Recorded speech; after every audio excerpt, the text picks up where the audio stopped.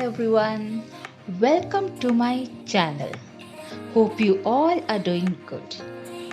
So, now I'm back with the second part of the incredible island Bali. So, in the last part, I had given you some information regarding the dinner cruise, Tanah Lot, the Beno Beach, where we had done scuba diving. So in this part now, I will give you information regarding the Turtle Island, the Ubud village, Uluwatu temple, etc. etc. So now friends, let's begin.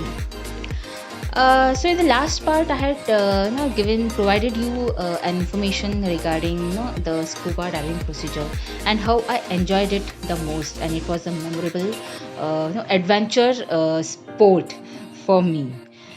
So after the scuba diving part, we headed towards the Turtle Island. Now this Turtle Island is located at Tanjung Beno Beach. It is also called as a green turtle conservation.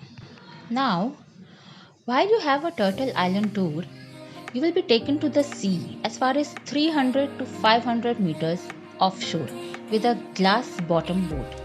You can enjoy the beautiful underwater scenery from the glass bottom boat. After arriving on the Turtle Island of Tanjung Benoa, you will get to see newly hatched turtle eggs, turtles that are hundreds of years old, monkeys, snakes, hawks, parrots, bats, etc. Basically, the tourist guides mentioned that it is a 1 hour tour, but we ended it in 20 to 25 minutes. And it was not so fascinating though, because there was a lot of bad smell. So, friends, if you plan to visit this place, then just give a thought over it. Okay. So now, the same day in the evening, we headed towards the Uluwatu temple. Now, this Uluwatu temple is a Balinese Hindu sea temple. It is located in Uluwatu of South Kuta, Indonesia. It is indeed a very incredible and beautifully located at the edge of a cliff that overlooked the sea and is dedicated to Sang Yang Vidhi Vasa in the manifestation as Rudra. The Uluwatu temple is named to describe the temple itself with Ulu meaning lands and Watu meaning rock, since it is built at the edge of a cliff 70 meters high overlooking the Indian Ocean. So there is a deep history into it, which I would not go into further. Now the best season to visit this temple is from June to August, and it is recommended to visit the temple around 5 to 6 pm so that you can see the sunset from the temple and also be able to watch the Kechak dance, which starts from 6 pm onwards. Now this Kechak fire dance is one of the Bali's most iconic art performances, which takes place at a cliff top amphitheater besides Uluwatu temple. The performance is about Sri Rama, prince of the Ayodhya kingdom, who was sent into exile by his father King Dashratha following an evil trick by his stepmother Kaikeyi. Deep in a monkey forest, Rama is accompanied by his wife Sita and younger brother Lakshmana. The evil Ravana knew of this as he liked Sita, and so he set out to kidnap her. The rescuing effort by the two brothers ensues with the help of the Monkey King, Hanuman, and his monkey troops. Ravana eventually subdued. The two lovers are finally reunited right after the setting sun. Now this Kechak dance is performed by a troupe of around 75 male dancers. They enter the stage with extended arms and shaking hands up in the air while chanting their fast-paced choruses, Kechak, repetitively. The show ends when fire torches in the stage's center flicker against the darkened sky and the echoing chants subside. So, friends, this was about Uluwatu temple and the Kechak dance. So, now the next day we headed towards Ubud.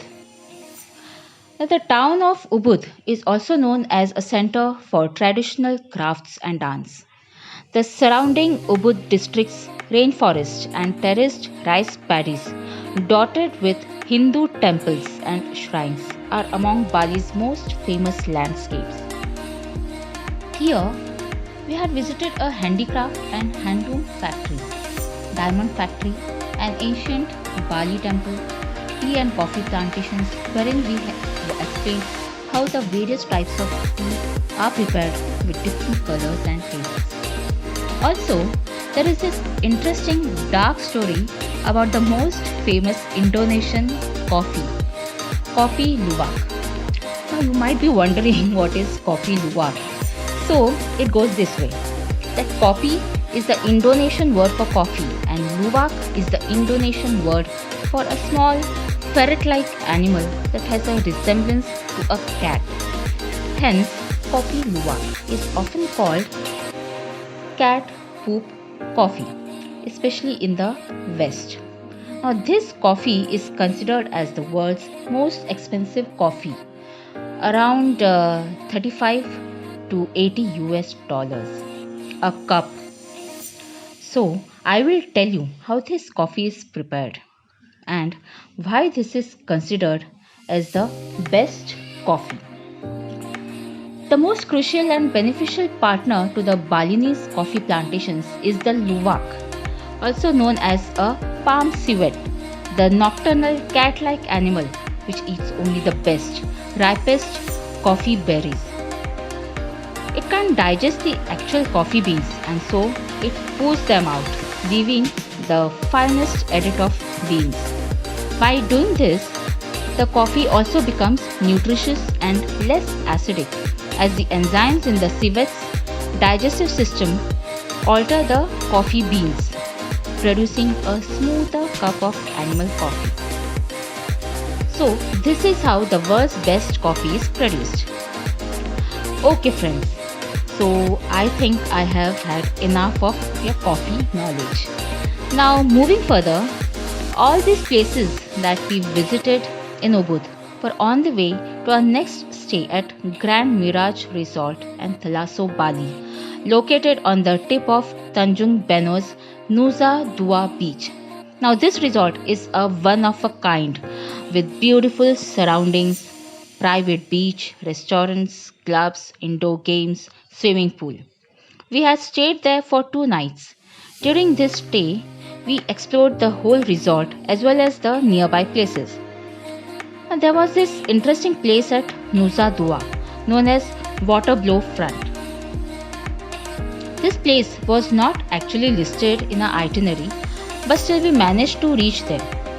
We had been there by a private cab. The distance between Grand Mirage Resort and Nusa Dua Beach is around 5.7 kilometers and it takes 13 to 15 minutes to reach there. You will easily be able to get a private cab to reach this romantically superb tourist attraction in Nusa Dua. Now, this water blow lets you watch the powerful waves from the Indian Ocean crashing against the limestone edges on the southeastern cliff. There is a circular cement stage protected by quadra rails. It is built with a huge stone in the middle and with benches where you can sit and wait for each wave to touch you. The suitable time for this place is during high tides because the so-called water blows result from the narrowing crag below the cliff face made up of jagged limestone edges that channel a massive surge of water up to 30 meters high from its base, following strong currents. So it's an adventurous place basically to visit, and also guys, Please protect your camera gear from the unpredictable flashes and sprays. They can get completely drenched in the water. We then also visited the surrounding Nusa Dua beach, where there was a garden of false tulips. There were statues of Rama, Sita, and Lakshmana, and so on. We had a very relaxing time there and then returned to our resort. In this way, we spent our vacation on this beautiful island with lots of adventures, great food, attractive tourist places.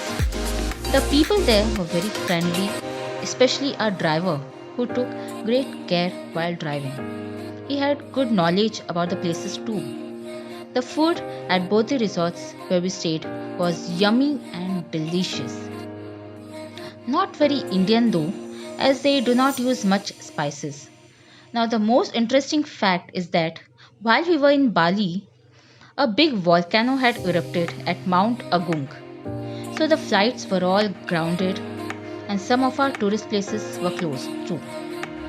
So we could not visit Kintamani and its surrounding places. We even had this romantic candlelight dinner at Jimbaran beach on the occasion of my birthday. That was on the third night of our stay. Finally, on the sixth day of our trip, our flight was scheduled for return to India and we bid goodbye to Bali. Our whole trip was planned by Travel Triangle and we had a wonderful experience through the whole trip. So friends, this was all about my Bali vacation. Hope this information proves helpful to you when you yourself plan to visit Bali. Now it's time for me to say goodbye and we'll catch you soon with my next adventurous trip. So friends, stay safe, stay healthy. See you soon. Bye.